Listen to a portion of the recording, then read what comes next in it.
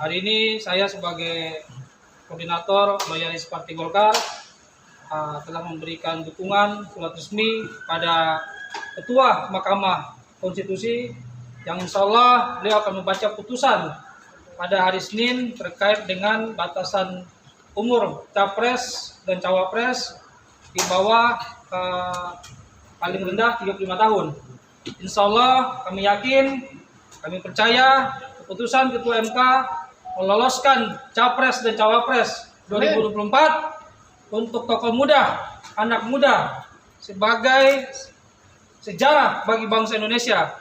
Saatnya yang muda tampil menjadi pemimpin di Republik ini dan insya Allah pemimpin pemuda mendapatkan posisi insya Allah menjadi Wakil Presiden Republik Indonesia 2024. Sebagaimana yang kita lihat di zaman pemerintahan Jokowi saat ini, kita bisa lihat bahwa menteri termuda juga ada di Menpora, saat ini berumur 35 tahun, dan kita sampaikan juga kepada Ketua MK, poin-poin yang kami sampaikan adalah salah satunya mempertimbangkan dan memperhatikan Undang-Undang 45 bahwa ada hak dipilih dan hak memilih sebagai warga negara yang sama. Kenapa bupati, gubernur bisa terpilih di umur muda juga yang kita bisa lihat di bangsa Indonesia, dan kenapa Wapres nggak bisa, maka ini menjadi acuan, menjadi landasan, dan semoga keputusan Ketua MK ini pada hari Senin nanti menjawab aspirasi pemuda Indonesia dan rakyat seluruh Indonesia. Amin. Mungkin dari saya. Dari advokat merah putih. Ya, baik, sorry. Merah putih. Ya, Ini bareng ya? Ya, bareng. gabungin aja lah. Ini Nggak kita apa-apa, satu ini perahu. satu perahu ya. Sedikit, Pak. Baik, Maju sedikit. saya Maju sedikit, maju sedikit aja, Pak. Bapak. Ya. Abang ya. Baik, saya mau menjelaskan sedikit ya. Ini kan batasan usia 35 tahun itu bukan hal yang baru. Justru kalau kita semangatnya mengacu kepada Undang-Undang Dasar 45, setelah di amandemen terakhir, ya, itu yang muncul itu usia 35. 40 tahun itu kemudian 2017. Jadi sekarang semangatnya kita kembalikan marwah dari 40 ke 35. Jadi semangatnya harus ke sana. Gitu. Jadi ini bukan mengada-ada, bukan. Konteksnya undang-undang mengenai masalah usia 35 itu sudah dicetuskan terlebih dahulu, yaitu di Undang-Undang Nomor 23 tahun 2003. Artinya sudah lama sekali. Dan beberapa kali pemilu menggunakan sistem 35 usia minimum Capres dan Cawapres. Jadi gak usah ragu, karena undang-undang itu sudah ada. Jadi MK pun dalam konteks ini bukan menciptakan atau merumuskan hal-hal yang baru. Kembalikan marwahnya kepada Undang-Undang Nomor 23 tahun 2003. Ya, terima kasih. Pak izin dengan siapa namanya? Pak Suhadi. Ya. Saya Lisman Hasibuan. Saya dari tim hukum Merah Putih. Kita ini satu gerbong karena kita relawan Pak Jokowi. Dan kita mendukung Gibran bukan karena konteks kepentingan Presiden Jokowi sebagai ayah daripada beliau, bukan. Kita melihat pada reformasi dalam bidang pembangunan.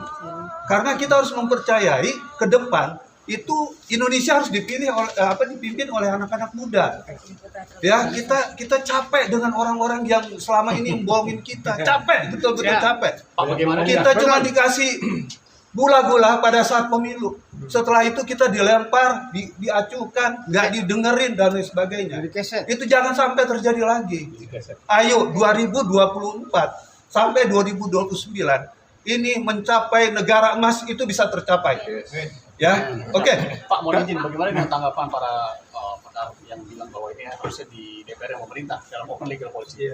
Gini, kan saya udah bilang tadi, undang-undang ini sudah ada. Jadi apa sih yang dirisaukan lagi? Kecuali putusan ini ya betul-betul menganulir undang-undang yang ada. Kan undang-undang ini sudah ada. 2003 saya bilang tadi itu sudah menggunakan usia minimum itu 35 tahun. Kesana aja konteksnya. Dan saya lihat orang-orang yang menentang ini orang-orang yang suka dengan status quo, itu aja. Ya. Negara nggak mau bikin maju kok sama mereka. Gitu loh. Kita ini sebagai orang, saya udah senior dalam konteks ini. Saya mau anak muda yang memimpin. Karena mereka punya energi, mereka punya semangat. Mereka bagaimana untuk mencapai negara kemajuan yang lebih baik itu ada di tangan anak muda. Betul. Gitu, kita capeklah dengan orang-orang tua. Ya, oke. Untuk umur hanya berpatokan hanya umur, dan untuk ijazah sendiri apa memang itu diperlukan atau tidak, atau memang Gini, kalau undang-undang kan sudah jelas. ya. Tamat SMA lo ya, kontaknya ya. Itu kan serendah-rendahnya tamat SMA. Bolehlah kita menggunakan itu, ya kan? Karena yang namanya orang pintar, konteksnya bukan sekolah kok pada dasarnya. Ya. Dan kemauan. Kalau ini nggak ada, kemauan nggak ada, nggak bisa. Mau pendidikan profesor dan lain sebagainya, Korup aja. ya korup aja. profesor Ya kan? Justru guru tinggi paling Justru banyak. kita Banyak lihat profesor sekarang, korup. kita lihat sekarang ya, negara rusak itu karena banyak orang-orang berpendidikan tinggi ikut arus gitu loh. Lebih baik kita percaya kepada pendidikan yang rendah tapi punya semangat yang kuat. Indonesia ini negara kaya, itu yang perlu kita perhatikan sekarang ini.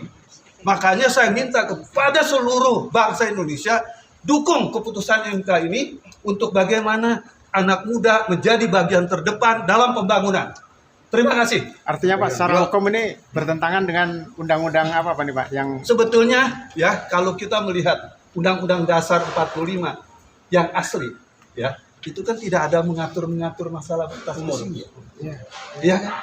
Kan baru amandemen terakhir 10 Agustus 2022 kan baru dari sana semangatnya. Jadi kalau dibilang katakan ini sebagai undang-undang yang harus dihormati, enggak juga. Bukan kita nggak menghormati undang-undang, bukan.